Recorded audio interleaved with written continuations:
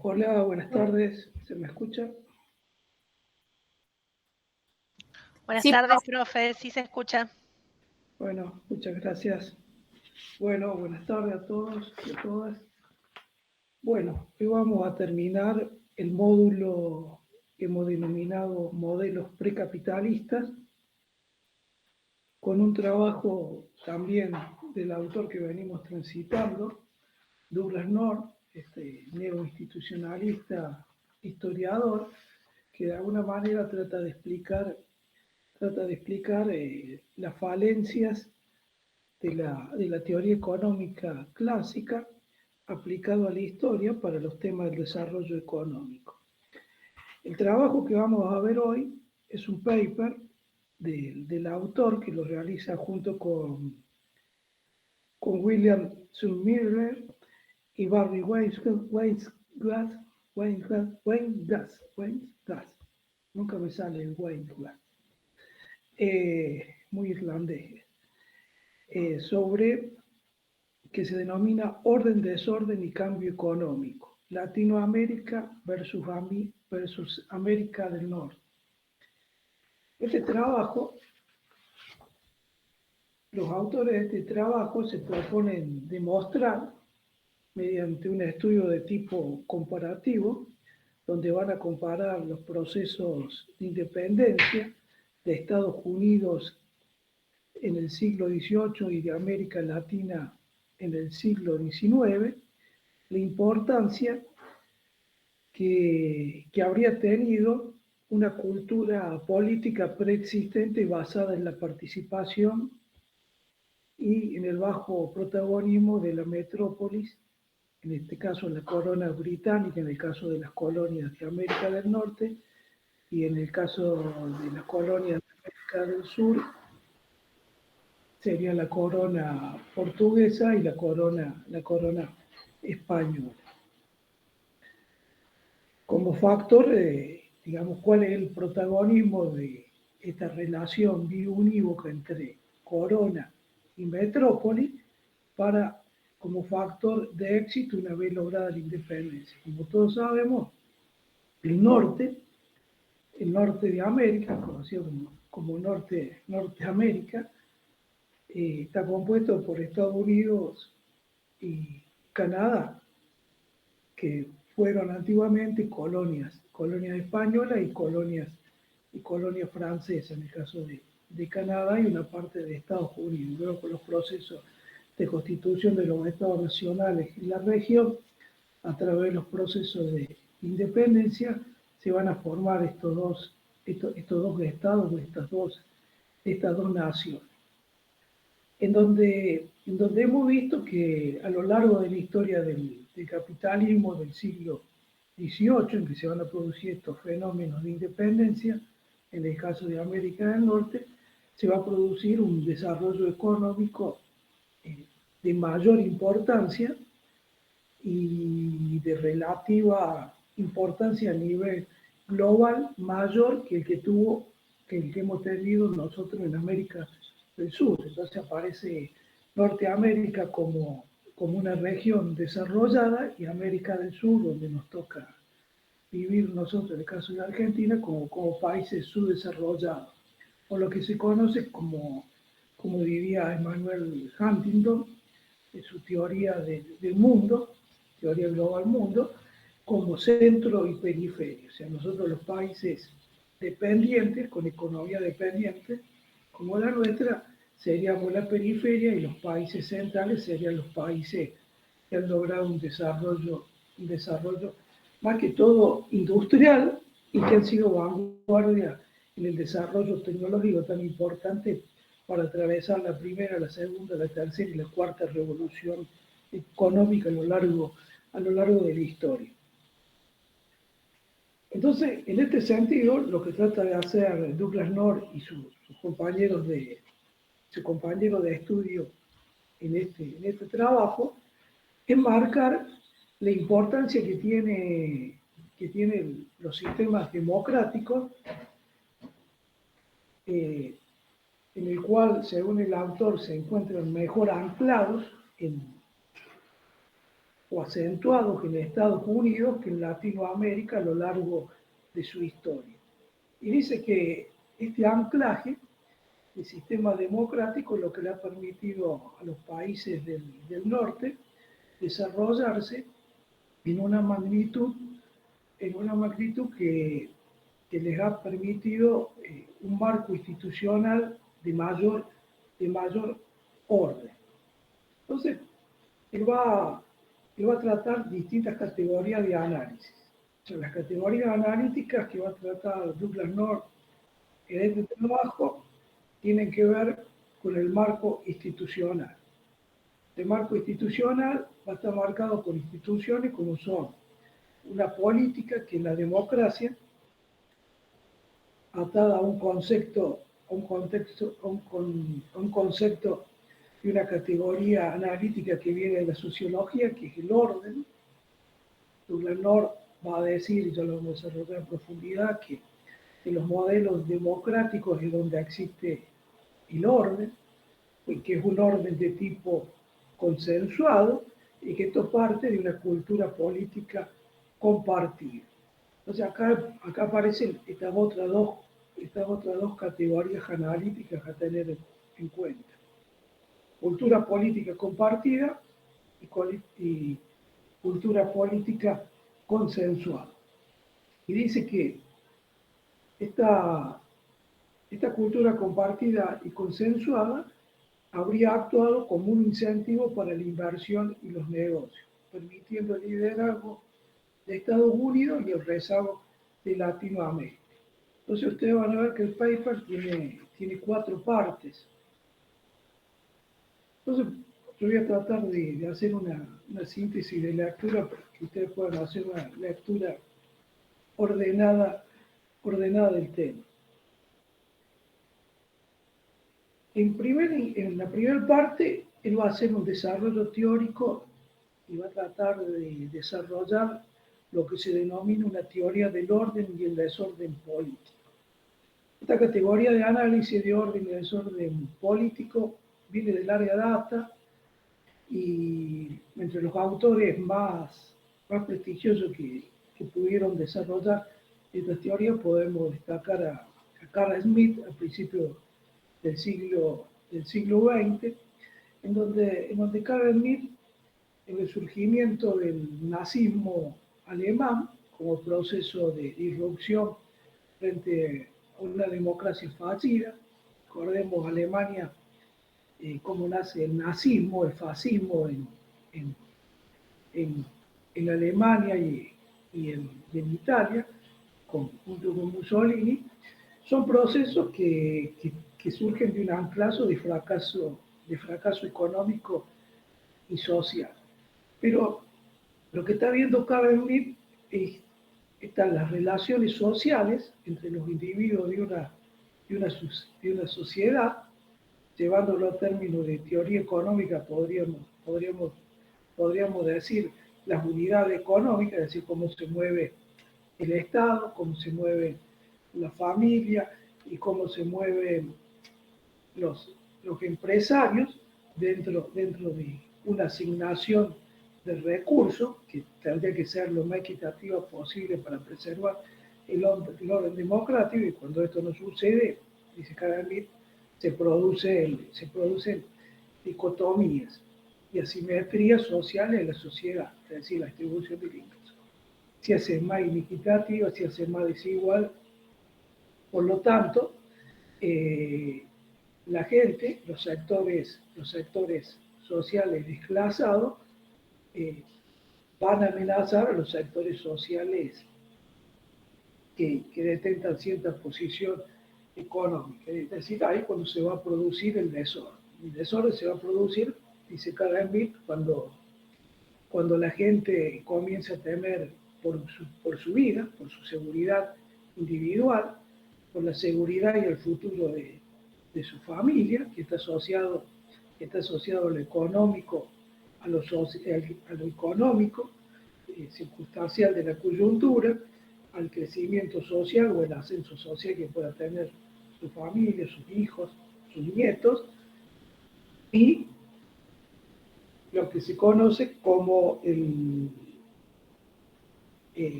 la, la disparidad de clase social, es decir, esa brecha que hay entre el rico y el pobre por cierta concentración de ingresos en una parte del sector. Es decir, cuando, dicho en criollo, cuando la torta no se reparte equitativamente.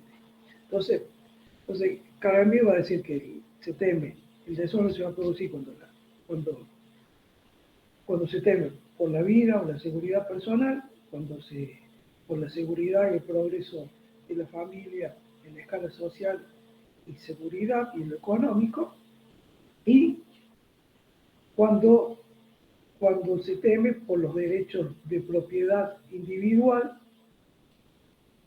Son las tres causas que van a generar que la sociedad entre en eso.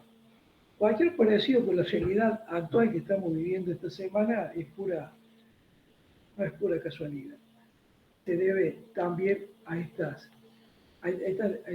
circunstancias. Por eso es muy interesante este paper y justo las malas condiciones políticas que nos toca vivir en la sociedad para entender lo que está, lo que está pasando. Entonces, en el orden político va a definir eh, Douglas North, va a decir Douglas North que el individuo requiere para su seguridad personal, siguiendo la línea de Carl Schmitt, contar al menos con tres aspectos básicos asegurados. Uno que es la vida, es decir, que uno pueda circular, transitar libremente y no tenga miedo de que en la esquina pueda ser violentado colectivo, individualmente o de alguna forma. El segundo es la familia. Y la tercera es la fuente de subsistencia que está asociada a los derechos de propiedad privados. Entonces, cuando estos tres aspectos se encuentran asegurados y la sociedad en su conjunto, siempre en ese conjunto de creencias compartidas del que hablábamos en la primera clase, la sociedad se encuentra identificada y la vida, la familia y la fuente de subsistencia aparecen aseguradas, es donde se sostiene el orden para la mayoría de los individuos. Las características de un sistema de orden, esto me parece que es nodal, central, va a contar de cuatro características, dice Douglas North. Una, primero, contar con una matriz institucional que se traduzca estable en una serie de organizaciones y que se establezca un sistema de derechos y privilegios. ¿Qué significa esto? Contar con una matriz institucional que se traduzca en una serie de organizaciones que establezcan un sistema de derechos y privilegios. Bueno, no es nada más ni nada menos que contar con un orden constitucional y la obediencia a ese orden constitucional. Cuando se constituyen los estados nacionales, una forma de asegurar los estados nacionales en la redacción de la Carta Magna de la Constitución. En el caso de Argentina, la Constitución de 1853, en la cual cuando se sanciona la provincia de Buenos Aires no va a adherir debido a problemas con la renta de aduana, lo quería compartir con el resto de las provincias de la federación, las rentas aduaneras que venían por el puerto, por la capital, hoy provincia de Buenos Aires, capital, ciudad autónoma de Buenos Aires, que va a constituir, digamos, un centro agrocefálico, siguiendo la idea de gran cabeza que constituye Buenos Aires y la ciudad autónoma de Buenos Aires, donde se concentra la mayor riqueza de la Argentina, digamos. Hoy las provincias más pobres, que eran las provincias aledañas a la cordillera, bueno, cuentan con una oportunidad nuevamente en esta nueva distribución del orden mundial en la cual parece que no va a tocar ser nuevamente abastecedores de materia prima, en este caso ya no, ya no mediante la agricultura y la ganadería como lo hemos sido durante casi 2 siglos, sino mediante la explotación minera de litio y de vaca muerta de petróleo y gas. Es decir, que esta dotación de recursos naturales, va a marcar la posición económica regional. Entonces, por un lado, es contar con una matriz institucional que tenga una serie de organizaciones que establezca un sistema de derechos y de privilegios, es decir, va a estar atada a esto que comentaba anteriormente.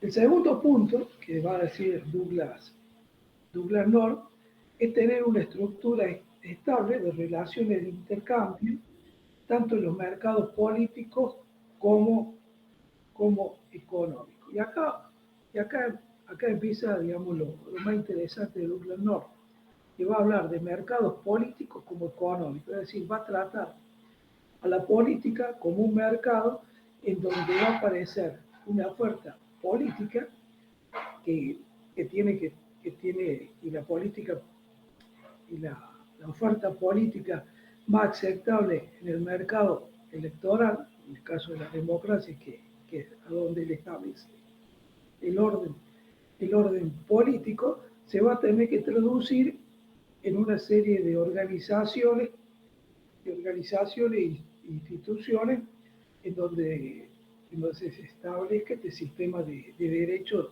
obligaciones y privilegios. Y lo mismo para los mercados económicos, en donde para él el orden económico y básicamente el sistema democrático consensuado, ya después voy a referir a qué se refiere cuando dice orden consensuado, está atado a la idea de libre mercado. Entonces, él va haciendo como una línea, orden, democracia, libre, libre mercado. El tercer punto, o la tercera característica de un sistema de orden, él dice que debe haber un conjunto subyacente de instituciones que comprometa de manera creíble al Estado con una serie de normas políticas y fortalecimientos de derechos que protejan las organizaciones y las relaciones de intercambio.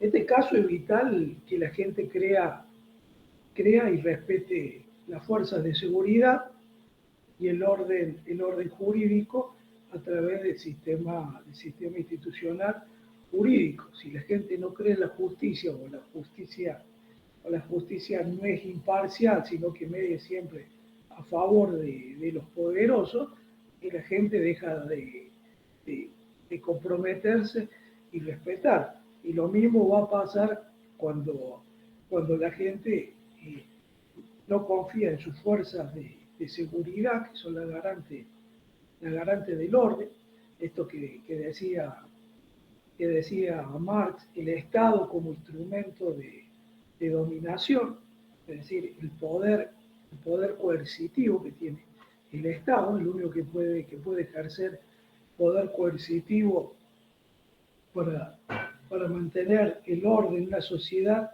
es el Estado a través de sus distintas organizaciones e instituciones. Y el cuarto, la cuarta característica, que cerraría las tres anteriores, que es lo más importante, es la conformidad entre los individuos para hacer y respetar las normas. Cuando los individuos no hacemos nada para respetar las normas, se rompe este orden. Entonces acá voy a dar un ejemplo de la cátedra, que nos tiene muy preocupados porque a través de las microevaluaciones, las dos que hemos tomado hasta el día de la fecha, bueno, hemos descubierto varios grupos de WhatsApp donde hay gente que copia, entra uno el parcialito, le saca una foto, después lo comparte en un grupo de WhatsApp, uno responde, ve cuáles son las preguntas que están bien y luego el resto lo hace. Bueno, este ejemplo lo que hace es romper precisamente estas relaciones de intercambio, en este caso sería la cátedra con los alumnos. Entonces, por lo tanto, es probable que la cátedra cambie en algún momento de persistir esta actitud si no hay un cambio y no hay un respeto por respetar la norma establecida, que bueno, que estos grupos se han denunciado jurídicamente, hasta puede llegar hasta la expulsión de los alumnos que han participado en esos grupos y han copiado, etcétera, digamos, porque son normas preestablecidas y son delitos que están tipificados en el orden de convivencia de nuestra universidad. Entonces, ¿qué les quiero decir con esto? Que la teoría del orden siempre va a favorecer la convivencia y el crecimiento armónico de los individuos en una sociedad, en sus distintos estamentos, en la medida de que todos cumplamos nuestros deberes y obligaciones. Y estemos de acuerdo con el orden establecido y no hagamos trampa a ese orden, porque si no se convierte todo en lo que se va a denominar la segunda categoría analítica de la teoría del orden y desorden político, en el desorden político. Entonces, ¿cómo define Douglas North el desorden político? Y lo define de manera muy sencilla. Dice, el desorden de la sociedad es lo contrario al orden.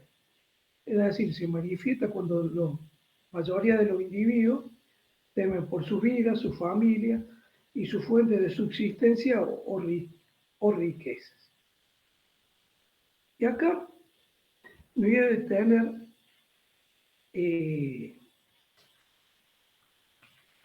en las categorías del desorden. O sea, para que haya desorden, las características son, uno, los derechos y los privilegios de los individuos y organizaciones no están asentados. Y dos, desaparece la conformidad como resultado de la desintegración de la norma o el cambio en los mecanismos para hacerla cumplir. Entonces, cuando se produce el desorden, es que se producen estallidos, se producen revoluciones, y la sociedad no está de acuerdo con el orden preestablecido, porque lo siente como un orden de tipo injusto. ¿Por qué? Porque se rompe el sistema de creencias compartida de los miembros de la sociedad, se rompe ese conjunto de instituciones como matriz constitutiva de la sociedad y hay un cambio en las normas formales e informales. ¿Por qué? Porque el sistema de incentivos creciente ha comenzado a ser decreciente. Entonces, siguiendo el ejemplo de la cátedra, si siguen persistiendo estos grupos, si siguen copiando los alumnos, y bueno, vamos a tener que tomar alguna medida más aparte de la medida de orden legal que establece el estatuto de la universidad y las distintas reglamentaciones de la facultad. Y bueno, vamos a tener que eliminar las promociones, de facto, más allá de que los alumnos saquen la nota o no, porque entra en duda el sistema. Es decir, cuando no se comparte por parte de los individuos que conforman la sociedad o de una parte de la sociedad, esta fuente del orden, es decir, normas preestablecidas de preacuerdo, se crean las bases para el desorden. Y cuando se entra en el desorden, la sociedad tiende rápidamente a restablecer un nuevo orden. Es muy difícil que una sociedad permanezca, bueno, no hay caso de que una sociedad ha permanecido a lo largo de la historia del desorden. Rápidamente va a tratar de establecer un nuevo orden, el viejo orden va a ser eliminado y se va a establecer un nuevo orden.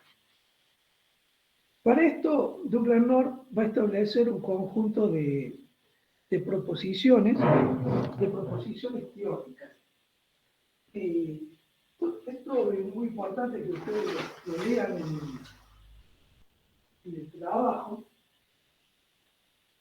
porque por ahí en los exámenes hay una simplificación muy fuerte en esta unidad. Y una unidad más rica en términos teóricos de la sociología política económica, que le va a ayudar mucho en la vida profesional, fundamentalmente en lo ético.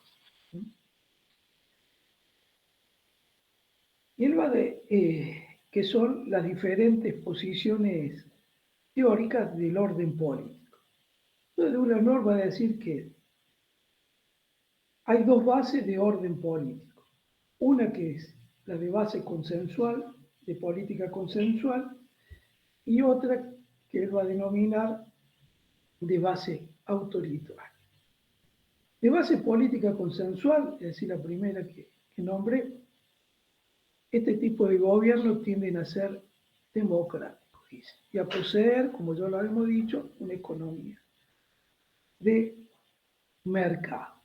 Mientras que los de base autoritaria dice que tienden a, no son democracias, sería el ejemplo, cuando se refiere a base autoritaria, se está refiriendo a los regímenes socialistas, los cuales considera que son regímenes autoritarios. Yo cuando escribieron este paper ya había desaparecido la Unión Soviética. Entonces, por lo tanto, cuando dice de política autoritaria, acá hay una de las primeras falencias a marcar en el trabajo de Douglas North, y que tiene que ver con lo que se conocieron los procesos dictatoriales en todo el mundo, y fundamentalmente en Latinoamérica, y podríamos citar el caso del apartheid en Sudáfrica. En el caso de Latinoamérica, en la década del 70, donde se va a inaugurar el régimen de dictadura militar impulsado por la Embajada de Estados Unidos, su base ideológica en los Chicago Boys con su teoría monetaria, que va a desplazar a la teoría keynesiana, y va a tener su experimento en el golpe de Estado en 1970 al gobierno democrático de Salvador Allende en Chile, con un golpe de Estado brutal. Perdón, 1973, que golpe de Estado, no 1970. Y es precisamente en ese Chile, que era un régimen de democracia socialista, porque era del Partido Socialista, Salvador Allende estaba haciendo una serie de reformas, entre ellos la reforma agraria, había hecho, donde mediante el golpe de Estado se van a establecer la base de lo que se conoce como políticas neoliberales, es decir, de economía de libre mercado, de apertura económica, etc. Entonces ahí la primera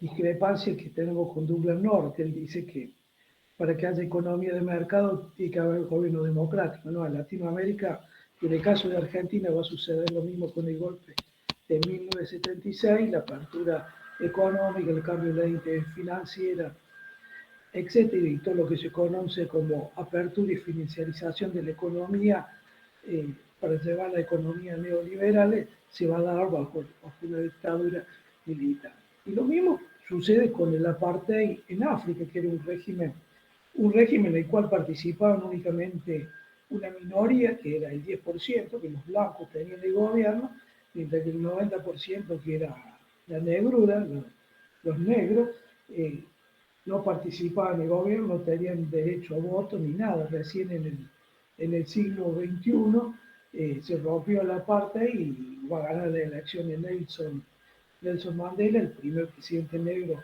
en Sudáfrica.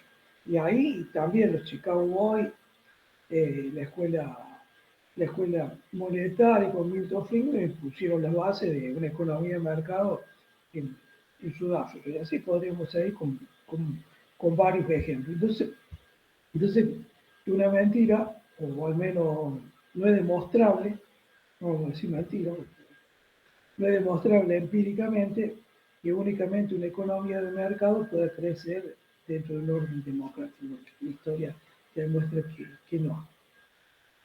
Ahora, para mantener la base de este orden político, debe existir una democracia estable, es decir, estable en el tiempo, constituciones estables, que tengan una duración en el tiempo, y esto para que se dé esta idea de democracia estable y constituciones estables, van a ser las bases para una economía próspera, para lo cual se va a requerir una sociedad en donde exista un sistema de creencias compartido específico. Entonces, él dice que en el caso del latino, del colonialismo español, en Latinoamérica, no existía un sistema de creencias compartido específico que permitiera una economía próspera y condiciones estables para lo que va a ser luego los procesos de independencia. Mientras que en Estados Unidos, sí.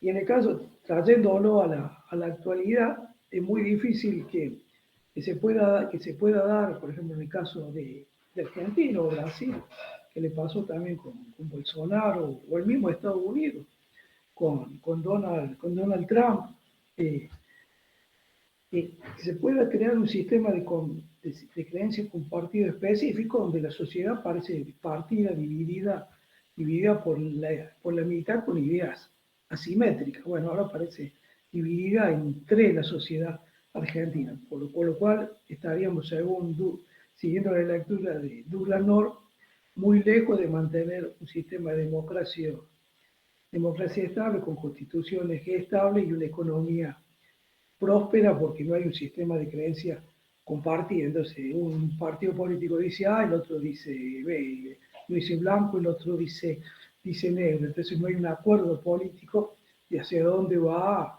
el país. ¿Qué sé yo? Hoy, por ejemplo, el gobierno fue aceptado entre las BRICS, entre Brasil, Rusia, India, China, que, que representan este bloque hegemónico, representa el 40% de la población global, es el bloque que más crece económicamente y que representa ya casi el 24% del Producto Bruto Mundial. Sin embargo, esto lo firma este gobierno y un posible gobierno de otro tinte político está diciendo que si gana va a salir de la BRIC. Entonces esto no da ninguna seguridad para crear estos órdenes consensuados y estos sistemas de creencias compartidos que, según Durganov, son los que permiten el desarrollo económico y permiten instituciones estables donde está salvaguardada la vida, la familia, la propiedad privada y la fuente de sustentabilidad de cada uno de los habitantes de esta sociedad. Entonces, los ciudadanos deben creer, para que se dé este orden político también, que las instituciones existentes son apropiadas para su desarrollo individual y colectivo, si una parte de la sociedad o el conjunto de la sociedad no cree que el orden actual es el que le da las garantías apropiadas para su desarrollo individual y colectivo, bueno, vamos a tender al desorden. La sociedad se va a desordenar, la economía se va a desordenar, la política se va a desordenar y las personas van a empezar a temer por la vida, por la familia, por la propiedad privada, etc. Otra de la sustentabilidad teórica está que la sociedad debe creer que sus derechos e intereses están protegidos por el conjunto de las instituciones que las conforman. Es decir, debe creer que esas instituciones no solo los representan, sino que los protegen de sus derechos e intereses. Ahora, si no creen que los protegen los derechos, vamos al desorden. Es decir, el conjunto de la sociedad debe aceptar que las decisiones tomadas por las instituciones que van a conformar el marco legal y que le va a dar funcionamiento a lo político, a lo económico y a lo jurídico, las debe reconocer como legítimas. Si la gente piensa que son ilegítimas, vamos camino al caos y al desorden. Es por eso que las sociedades más exitosas son aquellas sociedades en donde no existen estas divergencias asimétricas de ideas y de creencias compartidas en la sociedad. Por ejemplo, los países escandinavos, bueno, el mismo Reino Unido, los países de Europa, no hay estas diferencias asimétricas en el orden político. Y a lo largo del siglo XXI vemos emerger gobiernos de tinte izquierda y de tinte derecho, pero gane quien gane, digamos, la sociedad tiene un rumbo, es decir, a nadie se le ocurriría salir de la Comunidad Económica Europea, salvo a los ingleses, mediante el Brexit, pero por una cuestión económica, no por una cuestión política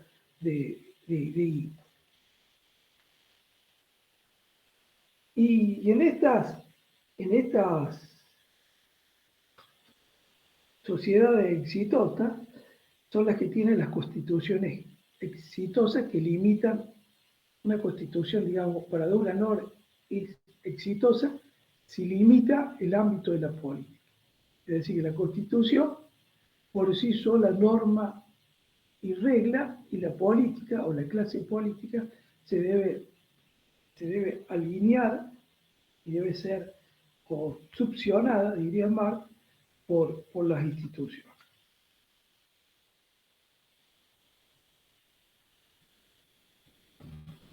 ¿Y por qué dice esto? Porque dice que si estas constituciones hay una ausencia de derechos bien definidos o ampliamente aceptados, es decir, que sean aceptados o que sean limitados, va a generar, bueno,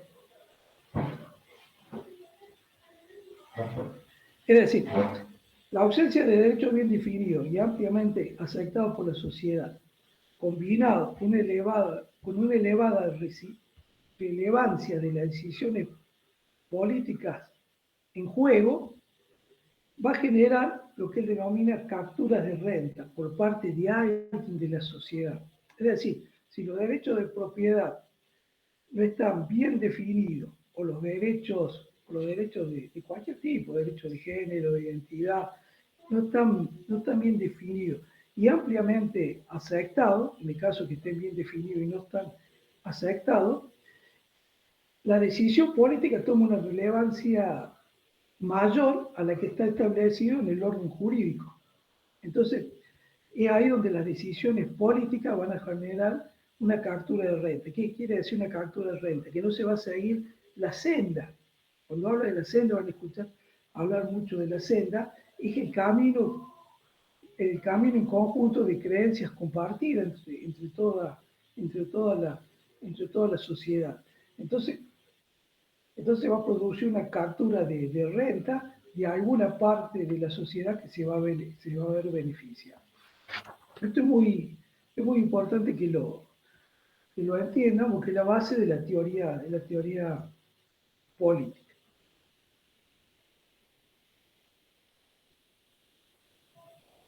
Y por último, o sea, hemos hablado del orden y el desorden, él va a hablar acerca de lo que denomina cuáles son las propuestas acerca de una emergencia del desorden. Es decir, cuando hay una emergencia de desorden, lo van a leer ustedes, se está refiriendo a que un evento es un evento que va a anular viejos mecanismos que proporcionaban estos compromisos creíbles en la sociedad, sin proporcionar sustitutos adecuados. Es decir, cuando se rompe los lazos sociales, la relación social, esto puede ser un desastre, una catástrofe, aunque también una crisis económica de magnitud puede romper el consenso previo existente, dice. Es decir, una gran crisis económica en una parte de la sociedad va a parecer vulnerada y al borde de la asfixia social, va a tender al desorden y a romper todo tipo de normas de convivencia social y de sistema de creencias. Entonces, él dice que se puede dar esta senda, o bien puede haber otra senda, que él denomina el cambio revolucionario. Él dice que el cambio revolucionario, es decir, una revolución es un cambio drástico de orden y por lo tanto de sistema. Todos los cambios de sistema se han dado mediante revoluciones. Él va a marcar que para que exista un cambio revolucionario, tres condiciones. Una, que primero tiene que haber una serie de emprendedores políticos, esta suerte de oferta y demanda que él dice del mercado de la política, es decir, una serie de emprendedores políticos que van a articular un nuevo conjunto de creencias en fuerte conflicto con el orden existente, es decir, que van a cuestionar el orden existente y van a tratar de marcar una agenda en donde pongan en tensión el orden actual con un orden ideal. Segundo, que los oponentes a estos emprendedores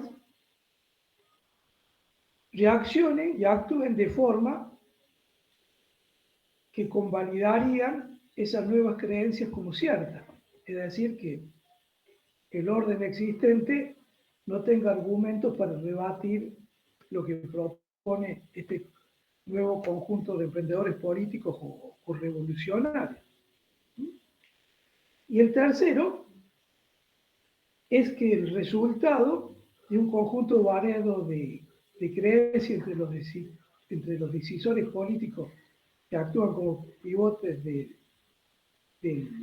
del orden, aceptan las nuevas y radicales creencias, proporcionando un apoyo político suficiente para la acción revolucionaria del cambio. Es decir, el cambio comienza por una pequeña élite revolucionaria intelectual, puede ser de derecha o puede ser de izquierda. Las revoluciones no tiene un signo ideológico marcado, puede ser de derecha e izquierda, de cualquiera de los dos lados. Comienza con esto, con el cuestionamiento de las creencias de existencia existente y tratando de con una crítica mediante hipótesis y contrahipótesis de por qué el orden existente es fallido, es injusto, etcétera, y va a entrar en un momento en tensión con el orden existente. Y ahí es donde se va a producir el fenómeno revolucionario del cambio. Ahora, mientras se da este cambio hacia la revolución, hacia el nuevo orden, lo que Gramsci va a decir en sus escritos de la cárcel, que ese proceso de cambio es un proceso de cambio de alta tensión y de disturbio, en donde el viejo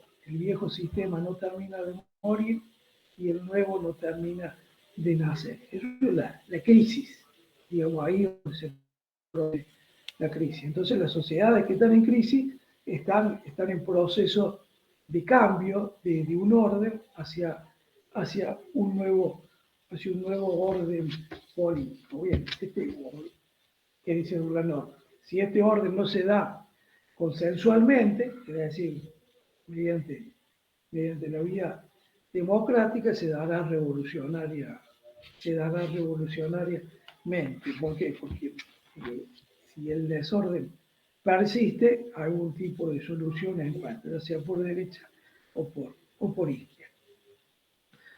Bueno, esta sería la parte de los elementos teóricos y, digamos, la teoría que trata de establecer Douglas North sobre el orden y el desorden político.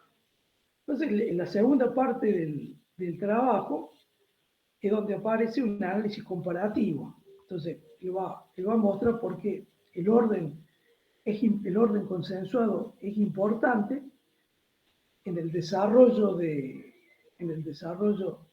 económico de un país, y va a tomar como ejemplo el orden político en la Norteamérica británica anterior a la independencia. Estamos situados siglo XVIII, 1770 aproximadamente. Hay imperio británico, imperio francés coexistiendo en las colonias de América del Norte, guerra de los 7 años entre Inglaterra y Francia. No me voy a tener mucho en esto, lo doy como dato sabido, en la carrera de su formación secundaria. Si no se acuerdan, lo pueden googlear fácilmente, una reseña de la guerra de los 7 años. Termina ganando Inglaterra, pero con una pesada carga de gastos, ¿no? Y que esos gastos van a llevar a una serie de ajustes de tipo fiscal en sus colonias. Este ajuste fiscal en las colonias de Norteamérica por parte del Imperio Británico fue romper el orden político que existía en el Imperio Británico entre la metrópoli, es decir, la corona británica, y las colonias, que estaba basado en una suerte de federalismo, va a decir. ¿Por qué? Porque el rol del Imperio Británico sobre sus colonias se limitaba a la seguridad interna de las colonias, porque existía la amenaza siempre de que fueran atacadas y conquistadas por el Imperio Británico, y ahí la guerra de los 7 años que se va a desatar y que, como decía, va a terminar con el triunfo del Imperio Británico, y es decir, aseguraba esa seguridad frente al Imperio francés y a su vez aseguraba el comercio internacional de las colonias, no solo con la metrópoli, sino con el resto del mundo. Las asambleas coloniales, que era el órgano de base de los colonios, eran elegidas democráticamente entre los miembros de las colonias, trabajaban junto a un gobernador británico que era impuesto por el imperio británico en esas colonias. Pero esta asamblea colonial poseía una amplia autoridad sobre los bienes públicos locales, los derechos de propiedad, la libertad religiosa, el cumplimiento de los contratos locales, los derechos de propiedad, todo ello sometido, eso sí, a la ley británica. Ustedes recuerden que gran parte del auge del colonialismo británico en las colonias americanas fue con inmigrantes irlandeses, es decir, que venían en muchos casos expulsados en la guerra de los jacobitas y los protestantes en el Reino Unido, y que llegaban a estas colonias a buscar nueva suerte. No sé si algún ha visto la serie o está viendo la serie Outlander, que les recomiendo en Netflix, aparte de ser muy entretenida la serie. Bueno, muestra en detalle cómo se produce el sistema de colonización en las colonias americanas, y cómo ese sistema de colonización se va rompiendo con la metrópoli, con la corona británica. ¿Qué influencia tienen los irlandeses en esto? Y los escoceses, ya que los protagonistas son escoceses, es jacobita, hasta el proceso de independencia de Estados Unidos. Entonces, para el que no está leído en el tema y no le gusta leer mucho, bueno, esta serie los puede ilustrar bastante, está bastante bien documentada, aparte de lo entretenida que es. Entonces, estas asambleas coloniales poseían una amplia autoridad autárquica, ¿no?, más allá del gobernador británico. Entonces, esto creó una serie de instituciones en las colonias con el imperio británico, en una especie de mercado político y económico común con el imperio.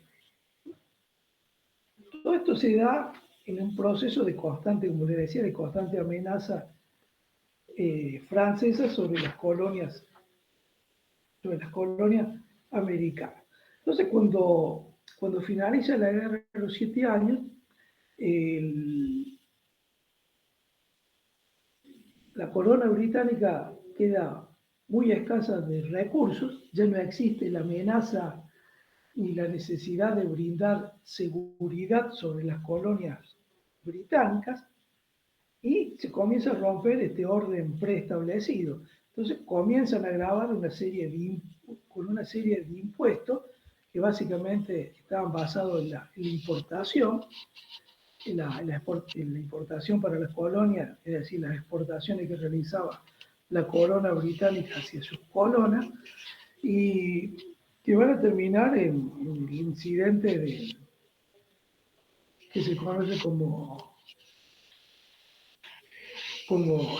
el impuesto al té, como hecho significativo, donde se graba el té. Ustedes saben que el té es muy importante en la cultura británica, como el mate nuestro, donde se le graba impositivamente el té, los colonos reaccionan y tiran su cargamento de té británico al agua. Van a comenzar las revueltas en las colonias, primero con fuertes disturbios negándose al pago de tributo, luego armándose y enfrentándose a las tropas reales, conocidas como los casacas rojas, y ellos van a establecer, digamos, sus fuerzas militares, conocidas como los casacas azules, hasta llegar, digamos, al proceso de independencia mediante una guerra revolucionaria emancipadora entre ambos bandos. ¿Qué dice Douglas North? Que esta cultura basada en un consenso en un consenso basado en un orden federal que existió entre las colonias y la colonia británica, hasta que se produce la revolución, le dio lo que él dice son las bases consensuales necesarias para establecer un crecimiento y un orden eh, de tipo no autoritario, federal, democrático, en la Constitución de los Estados Unidos. Y que es el pilar del éxito del desarrollo económico, el rápido desarrollo económico y la rápida introducción en la revolución industrial por parte de Estados Unidos. Es decir, eh, estas bases consensuales preexistentes son las que le dan las bases para un orden consensual democrático. Este orden consensual democrático va a tener también a mediados del siglo XX, no era tan consensuado porque América del Norte aparecía dividido entre el norte y el sur.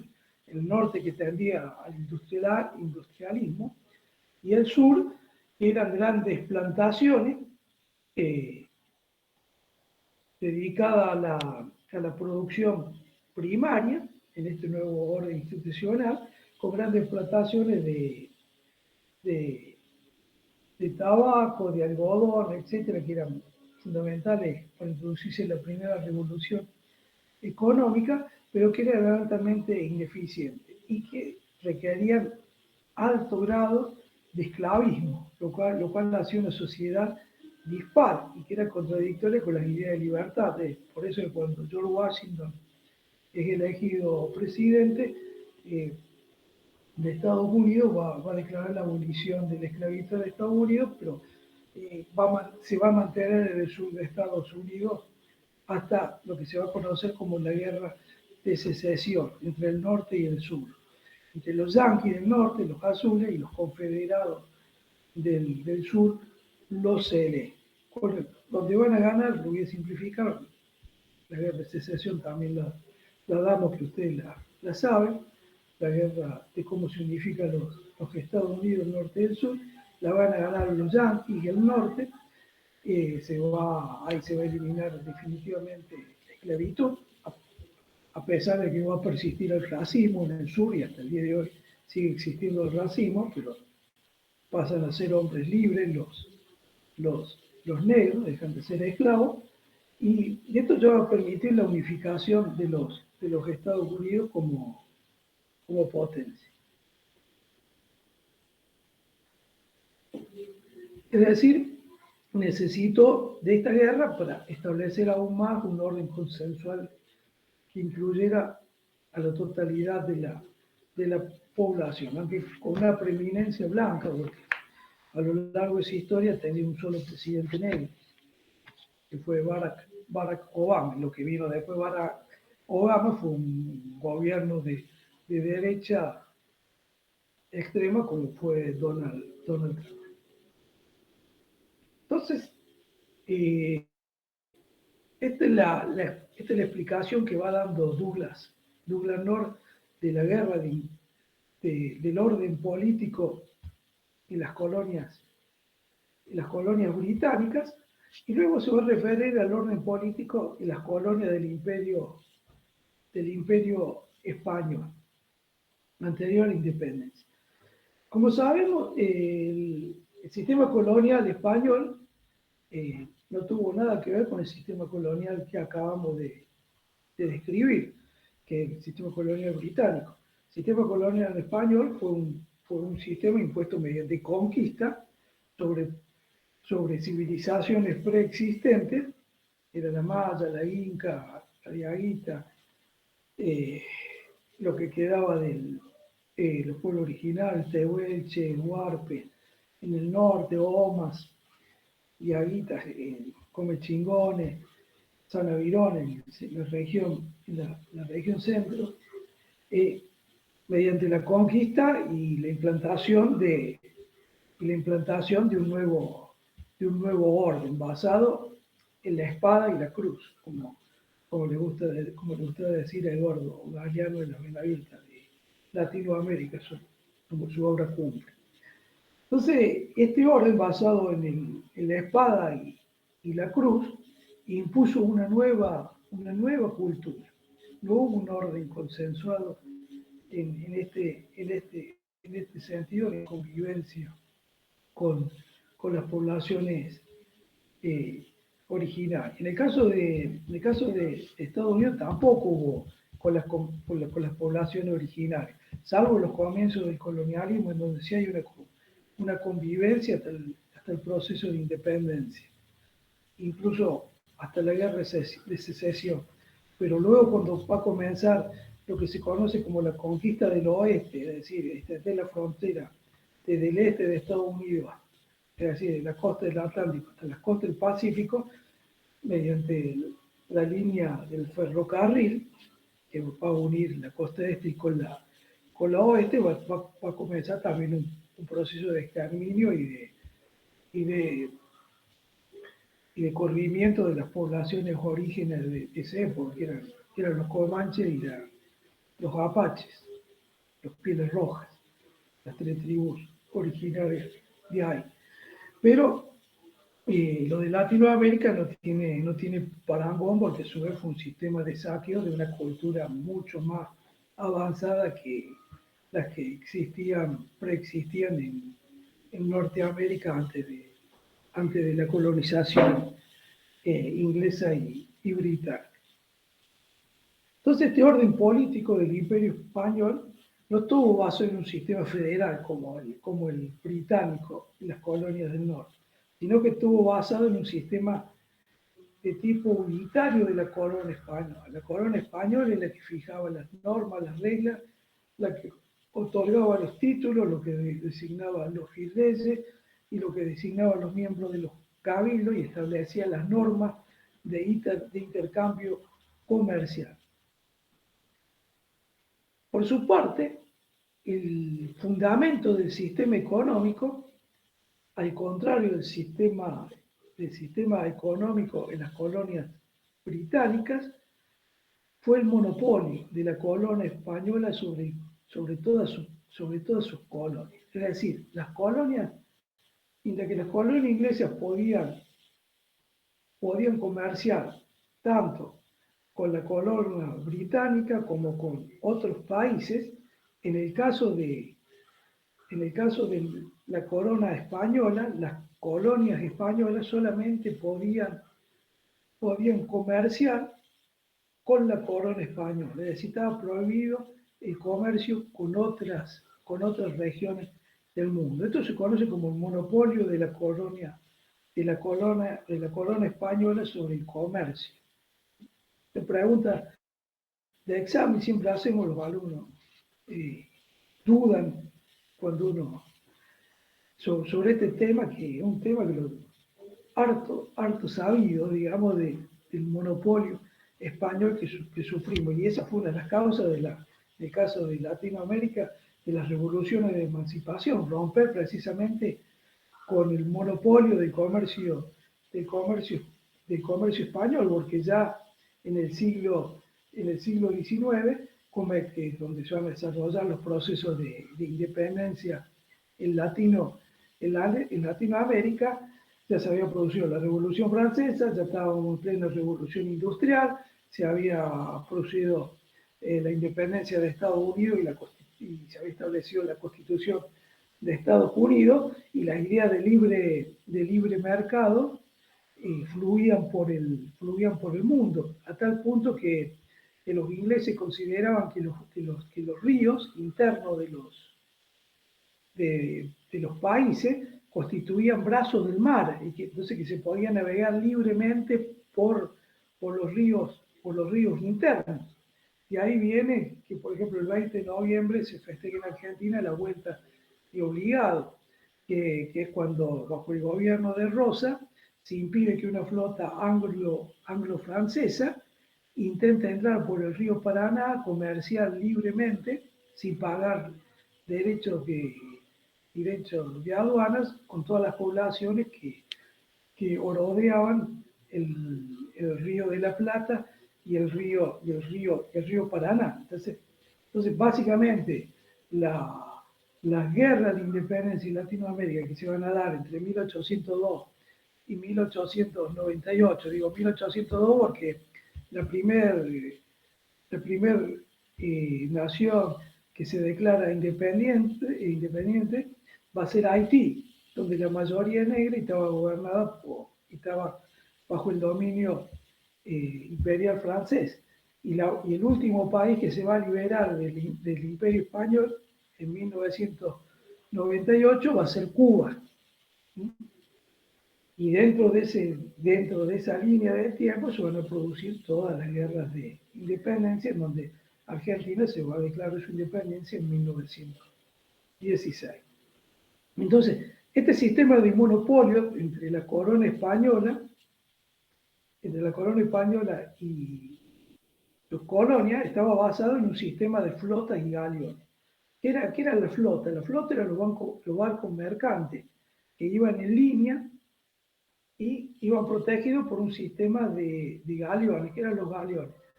Eran barcos de guerra con dos filas o dos troneras de cañones que tenían como objetivo custodiar los barcos que llevaban la mercadería y que luego la transportaban y la transportaban de vuelta. Todo esto se hacía mediante un sistema de licencias que los manejaba la corona a discreción y con dos puertos. Uno que era el de Sevilla, de Cádiz y el puerto de Cádiz y el puerto de Sevilla. Que una vez al año establecían una fecha, venían hacia América y luego volvían. Entonces, el mercantilismo español se sostuvo durante su vigencia mediante un sistema extractivista. ¿No? Extractivista en el más puro de los sentidos, porque se abastecía de oro, plata, mercancía, alimentos, etc. A cambio de qué, con las colonias de nada, porque tenía ese monopolio, entonces él establecía los precios. Entonces el fundamento de este sistema, que era extractivista y monopólico, en el caso de la corona española sobre sus colonias, era un intercambio de tipo político, en donde se mantenía, porque la corona otorgaba derechos y privilegios a una élite que se sostenía en base a la lealtad y el apoyo al rey. Entonces, ese contrato social, es por eso que los criollos, los mestizos, son los que van a empezar las causas revolucionarias, se van a dar cuando se rompe la lealtad y el apoyo al rey, que es cuando Fernando VII cae prisionero en manos de Napoleón, de los franceses. Entonces eso produce un vacío en la colonia, donde rápidamente es aprovechado por las colonias para su proceso de independencia. Entonces ahí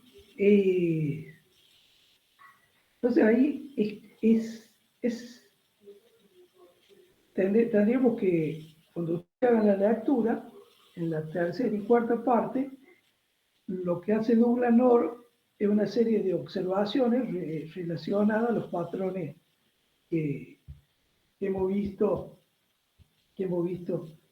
en este tema. Y esto es importante trasladarlo al siglo XXI. ¿Por qué? Porque estos dos procesos que son muy diferentes, como he tratado de explicar, y espero que eso quede claro, muestran que los Estados Unidos todavía conservan un robusto sistema federal y democrático, y que mantienen también un gobierno y una economía de mercado. Entonces ahí se constata la teoría de Douglas North de, del sistema, del sistema, del sistema orden. Mientras que Latinoamérica conserva democracias seguras.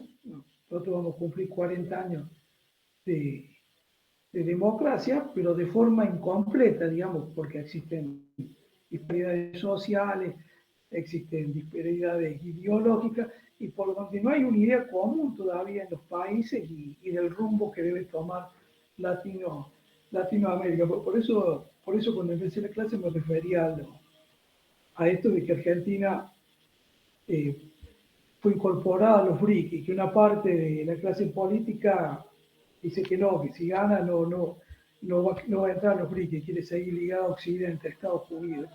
Esta disputa se da en toda Latinoamérica, en Perú, en Chile, en Bolivia, en Brasil. Y por suerte nosotros no hemos tenido golpe de Estado, pero estos países han tenido en el siglo XXI. Perú tenía golpe de Estado, Bolivia también, Perú también, eh, con Bolsonaro, una institución nada claro, lo pusieron a Lula preso, pues salió preso, ganó las elecciones, bueno, todas estas cosas que tienen que ver con la política. Entonces parecen fuertemente divididas ideológicamente en el sentido del rumbo o la senda que deberíamos tomar para el desarrollo. Entonces esto impide el desarrollo.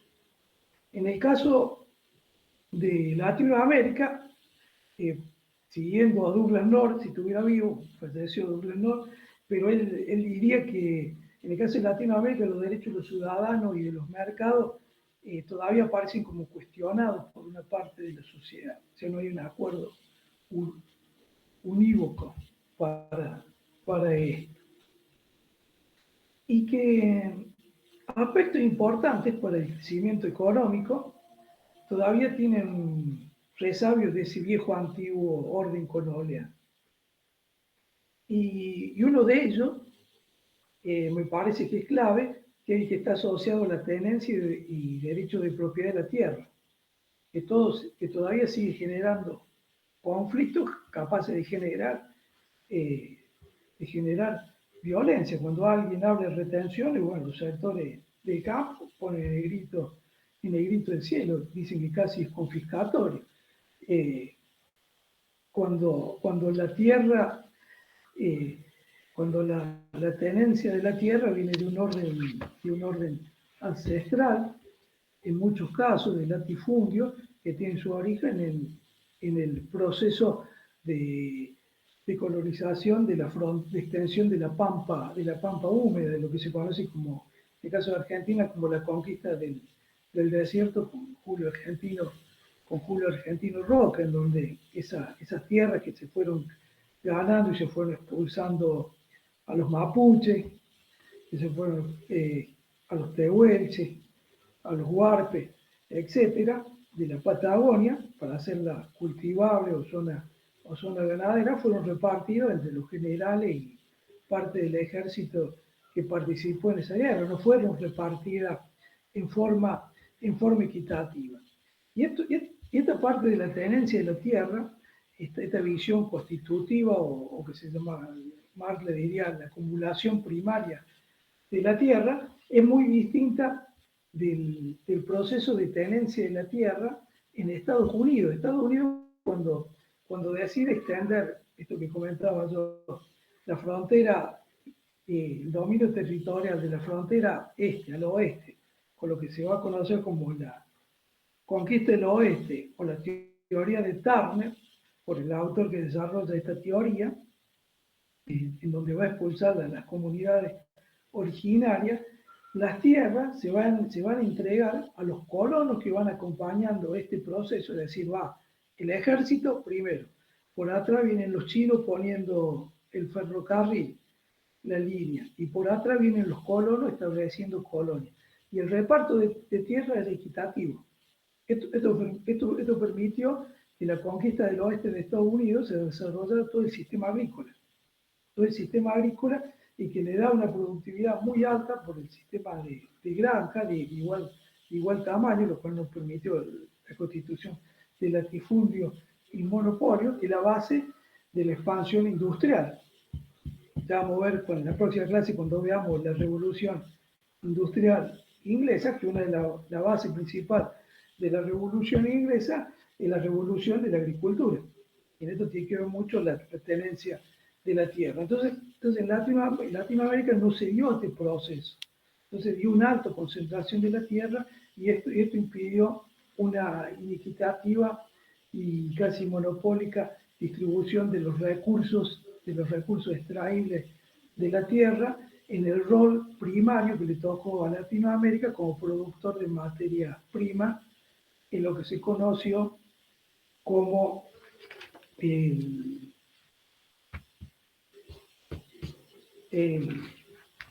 sistema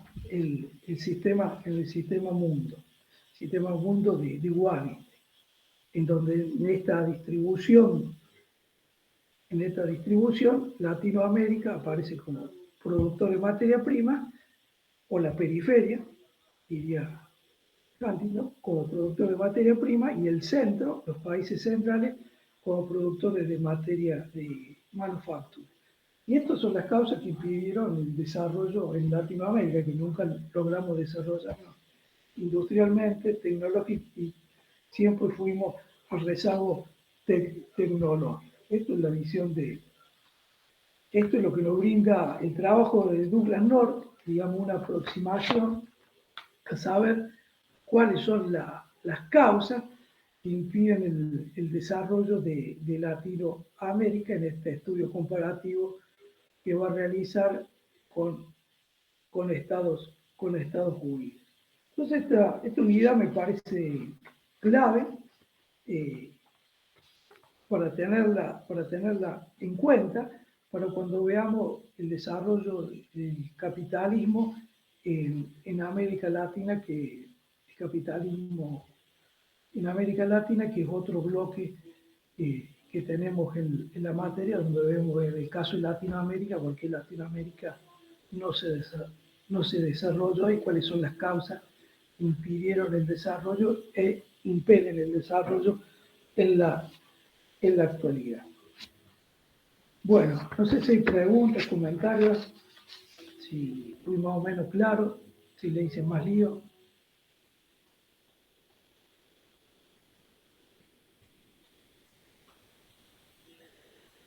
Nada. Bueno, entonces nos vemos el lunes presencialmente. Muchas gracias por la atención. Hasta luego. Gracias, profe. Chao, profe. Gracias, profe.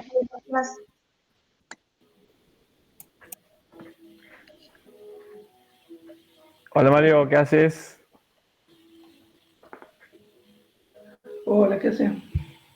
¿Todo bien vos? Todo bien. Bueno. ¿Cómo anduviste con la pregunta que te mandé? ¿En general bien? Bien. Ay, le hice un par de toques, pero no mucho. Bien. Mario después me decía que te iba a mandar otras también. No sé si yo te las mandó, pero las estaba terminando ayer.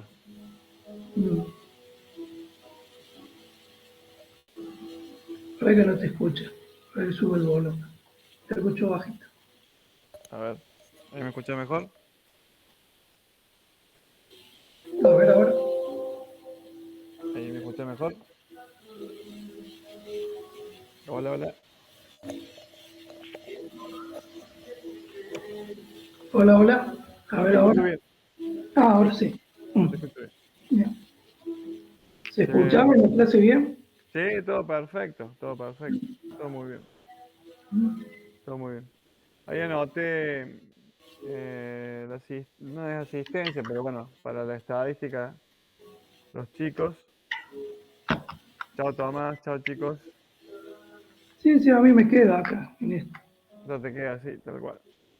Sí. Bueno, con las dudas, te lo guardo una sola vez como refuerzo y si no, volará.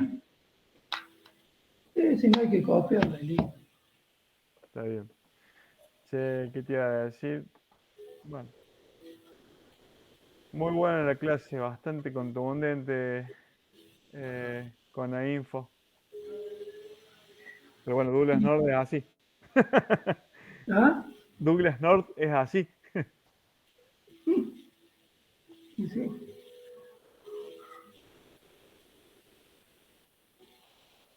A ver.